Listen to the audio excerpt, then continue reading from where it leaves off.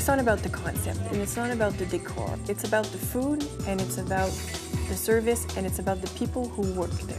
Opening soon follows the true story of a restaurateur's vision from concept to opening night. I couldn't beg them, I couldn't yell at them, I couldn't bribe them to get my stuff on time, to get any respect. This is not gonna happen. I can't, sorry. You can't turn around when I'm not here and do whatever you want. I saw some really nice pieces of lime green and some purples and... We are not changing anything.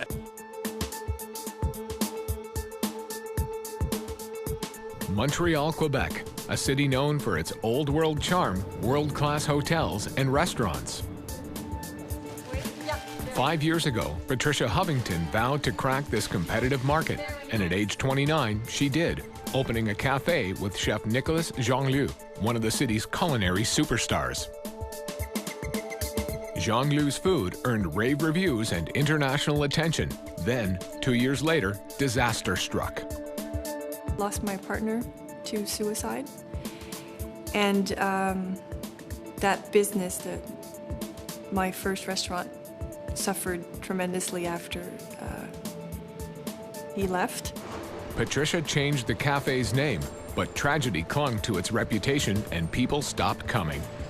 I just became obsessed with keeping the restaurant open and started cashing in my RSPs, using up a lot of my savings, and basically I lost my marriage to it. Now, 2 years later, she's dusting herself off and starting again, this time with friend and business consultant Norman Irby. We're completely opposite in personality. I'm very rational and low-key, closed in. I internalize everything. As opposed to her, she's very passionate. But Patricia's passion and perfectionism are not always an asset. I'm too emotional. I'm impulsive in a destructive fashion, a self-destructive pattern. These two polar opposites are creating Garcon in the heart of the city's financial district. The 100-seat restaurant and bar will have a distinctively masculine appeal. I want people to walk in here, be in this space, and kind of like forget their reality. It's going to be all wood. There's mirrors also, but it's a very, very clean down version of a boys' club. So we've sort of taken away the dusty feeling of an old kind of gentleman's club where it's really dark and they're smoking their cigars and sipping on their sherry in the afternoon. I know she's very, very sophisticated as a lady, and she wants to have a very, very, uptight restaurant because she's like that. Uptight? Uptight? Uptight in the sense that I'm uptight on the details. On the details. People are comfortable. Exactly. I'm uptight on that. She's also uptight about the wine selection. Garçons will be showcased in a backlit wine cellar behind the bar. This is the diner bar that we're having. The bar is going to be more or less here, aligned with the walls. The wine cellar is actually enclosed in glass, and they have a fabulous collection of wine, so it's like the signature of the restaurant. But Garçon's main attraction will be the food. Patricia has hired another acclaimed chef from Burgundy, Jérôme Lafille. He combines classic French technique with an innovative New World twist. The taste is there, and the way he works from the ground up, it's traditional at the base in the way that it's prepared. I mean, the sauces are still on the stove for 3 days because he did his stock with the bones and everything, but the finished product, he will just kind of elevate it to his style and what I think food is at right now. Unfortunately, Jérôme hasn't been able to get into his new kitchen. The build is months behind schedule, and today, Norman has to deal with his subcontractor who's pulled his team off the job. We had a problem with John. Oh yeah, he's freaking out? He just took away his guys. Oh yeah? Yeah. Oh man. One headache after another. If this job doesn't get done tomorrow, that's what's gonna happen. They're already over their $500,000 budget, and the delays are weighing heavily on Patricia. Everybody's just kind of like tired of waiting. I've almost lost Jérôme a couple of times, and I can't afford to. My biggest fear about opening this restaurant is that people are not going to respond to what it is that we're trying to achieve, that they're not going to let go of what happened in the past, and that we're going to have to talk about it again and again. That's my biggest fear. No, but the plans are paper. This is my reality. Yeah, I know. It's too small.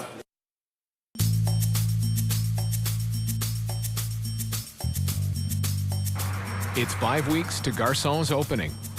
The construction team is back on site, and the kitchen walls are finally going up.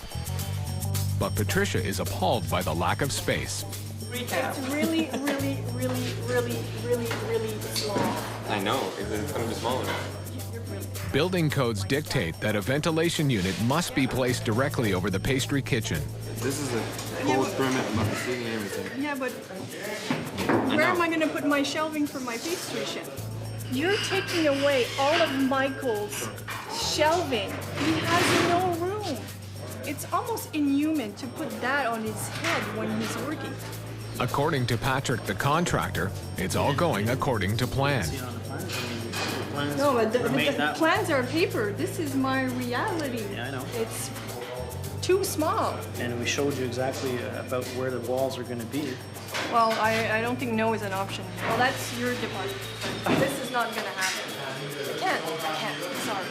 You can't turn around when I'm not here and do whatever you want. 2 days ago, that was... Norman, the voice of reason, is brought in. It's the same size as it's been on paper. Nobody knows any different. My guys are going to freak out. In the end, money is the deciding factor. Can't be like $50,000 worth of changes for 1 foot of shelving space. She's very passionate, and that's what makes a great restaurant, a great business for her. And I just try and keep all the ends together.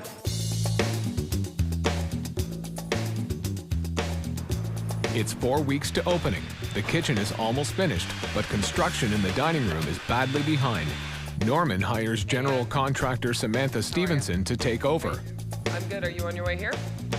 Then he breaks the news to Patricia. Apparently she knows how to roll up her sleeves and get the job done. Pushes all the guys around. Samantha? She's now running the show. She's kicking ass. The guys are not going to work. The guys are going to be drooling. Did you see what she looks like? She's gorgeous. There's not going to be a guy in there working. They're all going to be going, Give me a break. But later in the day, nobody's laughing. There's a power failure at the site. The reason that we have no work going on at the moment is because we don't have any power. And so none of the ceilings can be closed up. No work can be continued until we can run certain tests. It's really all dependent on the power at this point. Essential off-site work has not been done either.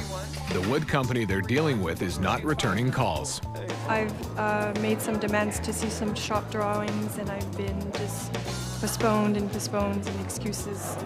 Eventually, they track down the woodworkers at a design show. And the lines of the wood are going to be like that. They're all going to be Oh. vertical, and you're going to have sometimes always that eye. I like the veining. There's not enough color. But after choosing a wood, they discover it can't be delivered when expected. We can get the piece only next week. It's long to do. So You can get the sample only next week. Yeah. I can understand that they're busy, but they're giving me their word on a time frame, and it's just not happening. So that's causing me a lot of inconvenience. I have some extremely patient people who are losing their patience with me. And Patricia and Norman are losing money. The chef and sommelier have to be paid while they wait to work. And this, along with the rent, is rapidly depleting their bank account. J'ai besoin de beaucoup de sous demain. All right. It's a give and take situation. Honestly, I've almost reached my limit. It's either we have a wine cellar empty, or we don't have a wine cellar, which I think is... So what do you suggest I do?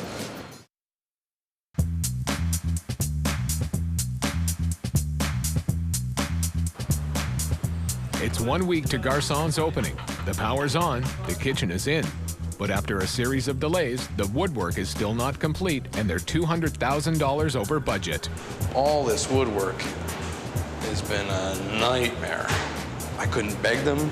I couldn't yell at them. I couldn't bribe them. There was absolutely not a thing I could do to get my stuff on time, to get any respect, and to get it done well. And woodwork is not the only problem. The washrooms are a disaster. Because my tile guy, they were all chipped and he put them on the wall. I don't know how he didn't see this. This door is just a little too big. So you walk in and you kind of gotta go like this to be able to have some privacy.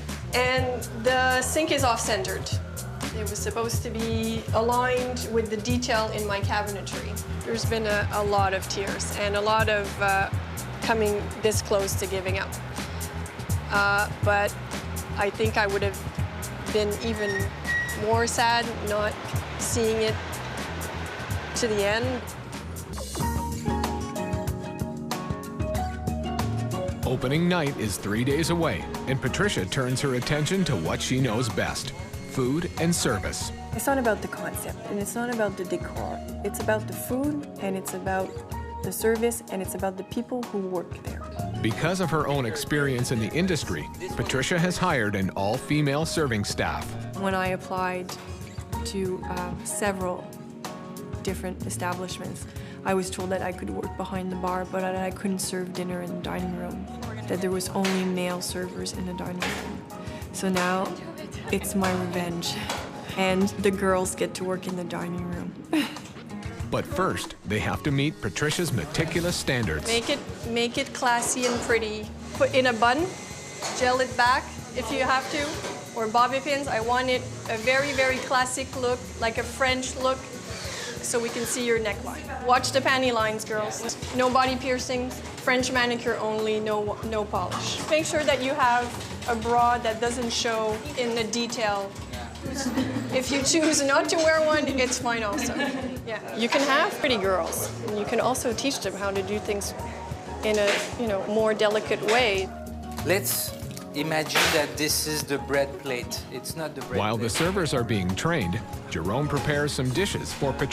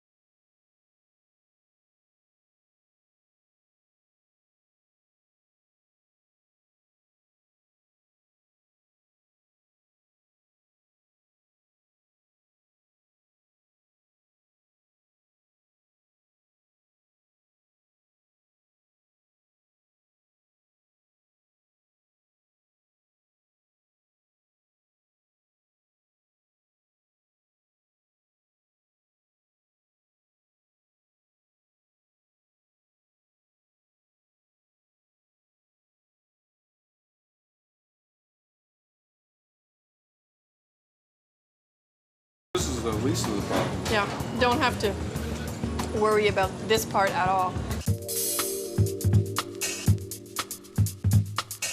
Opening night is 2 days away, and the wine cellar behind the bar is not going to be ready. I don't know. I mean, either we have a wine cellar empty, or we don't have a wine cellar, which I think is... I think we don't have a wine cellar. I'm pretty sure also myself. So what do you suggest I do? Alain recommends white paper and curtains to hide the styrofoam. The whole way. We do that in the night of Wednesday to Thursday? I know. Either this, or can you have a friend? I don't have any friends. Not with my temperament. I don't have any friends. At this point, even Norman is distressed. I'm still dealing with all the problems and issues that are unresolved. And it's just, when you're helpless, it's the worst. And that's where I'm at today. 720 glasses of champagne, we have enough. It's not, like, people are not going to get drunk.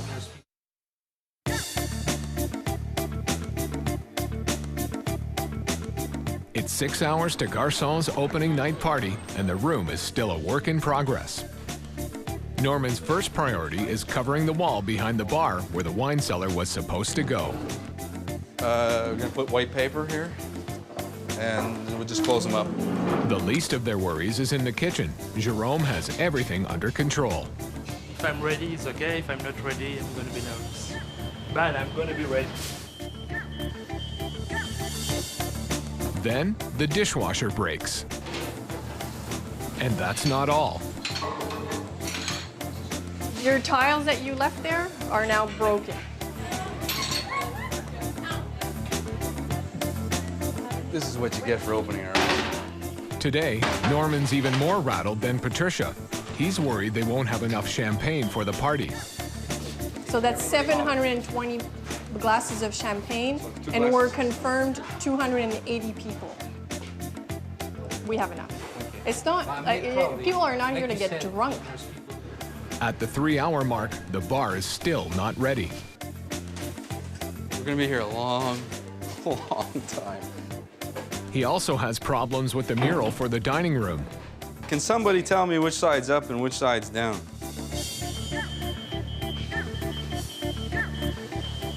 With only 2 hours till opening, it's still not on the wall.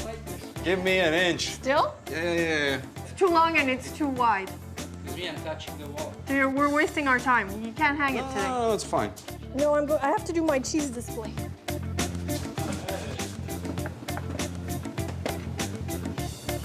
I broke my nail. With only minutes to go, the dishwasher is fixed. So you just have to go to the kitchen. He's our dishwasher man. The mural is up, the servers are ready. Tonight? Showtime. And after months of stress, so is Patricia. Feeling the nervousness a little bit more for the reaction that people are gonna have when they walk in. I hope they like it. Yeah, I like it.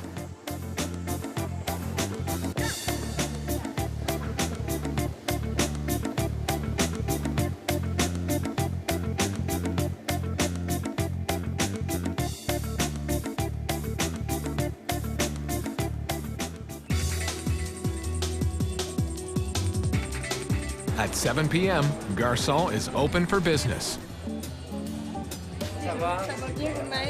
Très bien. Très.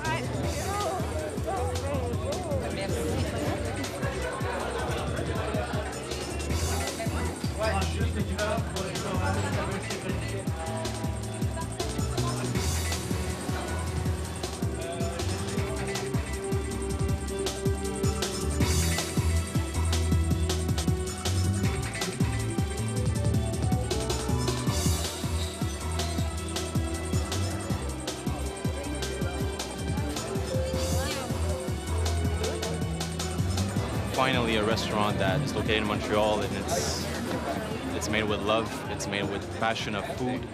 And I'm quite impressed. I'm having a wonderful evening. It's very classy. It's very upscale. The hors d'oeuvres were superb. The restaurant is packed, and Norman's concern about the champagne turns out to be justified. 300 bottles? No, 120 bottles. We're down to our last 20. Got my bottle. Yeah, well, we just passed Jace and he said you're out of champagne. Congratulations. I'm out of champagne. We're running out of champagne. Very happy. Saw a lot of people that I didn't think were going to respond and actually come. Guests that, were at the other restaurant that we haven't been in contact with for like 2 years and they're still here. Saying that they're going to come and that they love it. So very pleased. Yep.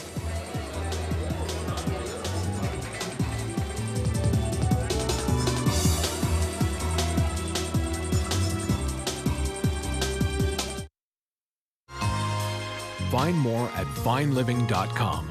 Real information for real people.